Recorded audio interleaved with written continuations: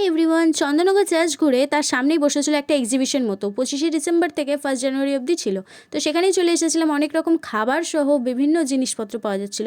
এই ইয়ারিংগুলো মাত্র 10 টাকা করে, এগুলো 70 টাকা করেছিল। অনেক সুন্দর সুন্দর কালেকশন, এগুলো 130 টাকা, 120 টাকা, বিভিন্ন প্রাইজের মধ্যে অনেক ইয়ারিং ছিল। এই ব্যাগগুলো মাত্র 70 টাকা করে, কি কিউট না ব্যাগগুলো। তারপরে সামনের দিকে এগিয়ে গেলাম, দেখতে পেলাম এই ব্রেসলেটগুলো, এগুলো তো এখন খুবই ট্রেন্ডিংয়ে আছে, মাত্র 20 টাকা করে দাম। তারপরে এই প্যান্টগুলো দেখছো, এগুলো 400 টাকা, হ্যাঁ 400 টাকা চাইছিল দাম, কিন্তু আমার ঠিকই লেগেছে, বেশি লাগেনি। প্রিন্টেড টি শার্ট পাওয়া যাচ্ছিল, তার সাথে এই মেটালের কানেরটা দেখছো, এটার দাম হচ্ছে 160 চাইছিল।